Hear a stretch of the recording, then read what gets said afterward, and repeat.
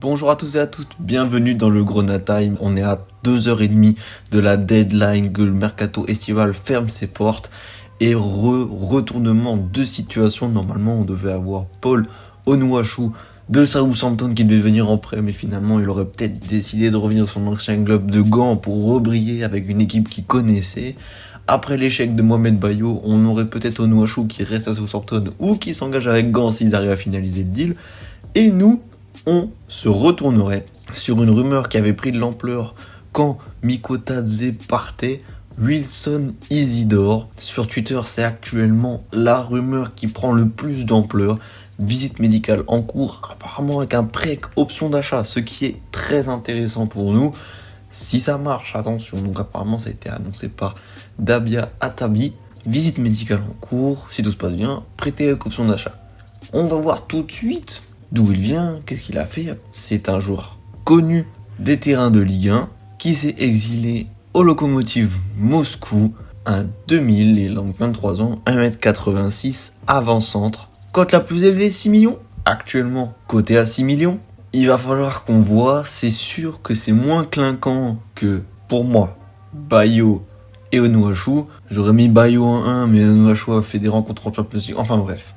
Wilson Isidore a été formé du coup à Rennes, puis ressorti du centre de formation à Monaco. Il a été prêté un peu partout, à Laval, puis à Bastia Borgo. Et à Bastia Borgo, il est revenu avec une superbe valeur marchande, puisqu'il est passé de 150 000 à 1 500 000 en termes de valeur marchande.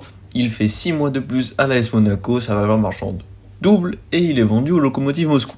On voit qu'il est passé par toutes les équipes de France sauf les espoirs, donc son chemin s'est arrêté là. Et on va tout de suite s'intéresser aux statistiques qu'il affiche avec le Lokomotiv Moscou, un championnat qu'on ne connaît pas du tout, qu'on connaît très peu, mais bon, comme dit par Mathieu Bodmer, un gars qui plante pour la data, c'est un gars qui saura planter.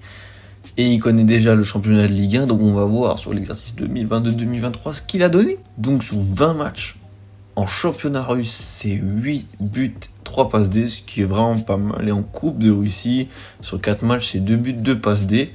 Très intéressant. Le Lokomotiv Moscou, en 42 matchs, c'est 19 buts.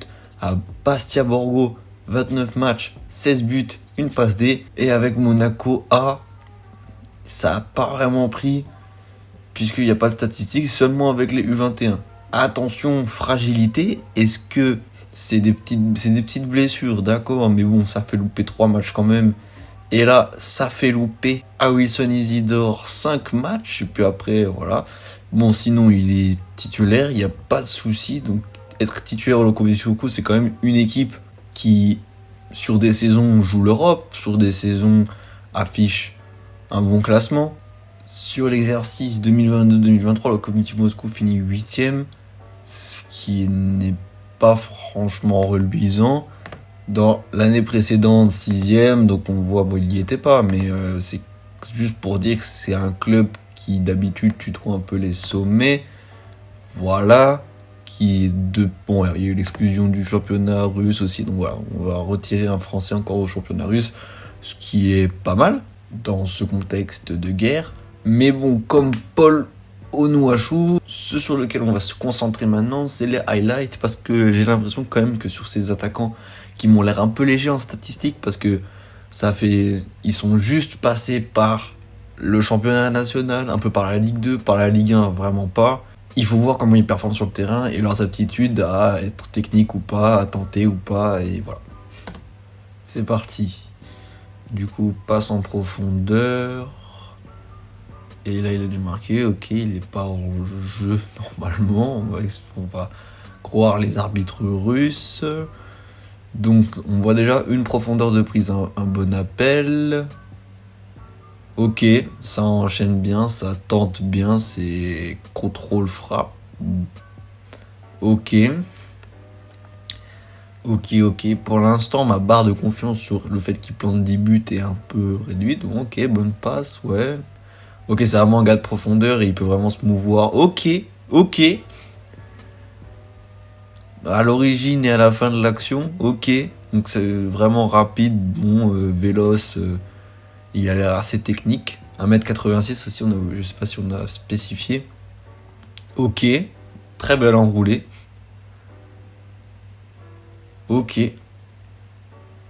Bon, les pénaltys, ça nous regarde pas trop. Donc là, c'est tous ces buts au Lokomotiv Moscou. Ok, des pénaltys.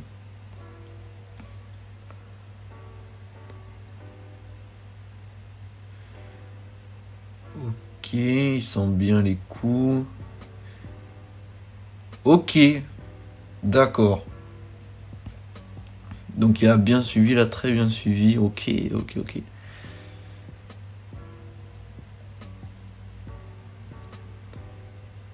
Se retourne, frappe. Oh, quand même. Ouais, ça a l'air vraiment intéressant. Bon, en tout cas, l'OM et l'OL s'étaient quand même penchés dessus. Donc, s'il attire les convoitises de clubs grands comme ça de la Ligue 1, là, si c'est le but, c'est wow, ok.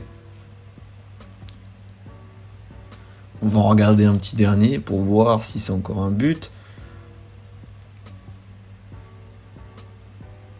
Oh, bel appel. Bon, c'est peut-être but contre son camp, non? Bon, on n'arrivera pas à voir.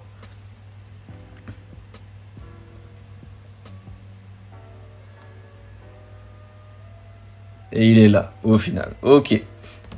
On va s'arrêter là pour les highlights. On va s'arrêter là aussi pour la vidéo. Au final, Wilson Isidore, je dirais que ça nous correspond bien. Parce que Onuachu, c'était peut-être un peu trop. Bayo, c'était bien, mais ça nous mettait dans des bons standards. Et là, il va falloir qu'il se développe avec l'équipe, j'ai l'impression. Donc ça peut être bien. C'est un peu le style Mikotadze, ça par contre, c'est sûr que ça recolle plus avec un joueur qui va descendre et un joueur un peu plus dans le style Mikotadze, c'est vrai. On lui souhaite la bienvenue, on espère que tout va se faire avant la deadline. Il est 20h30, finissez-moi ça avant 23h59. Ciao les gars.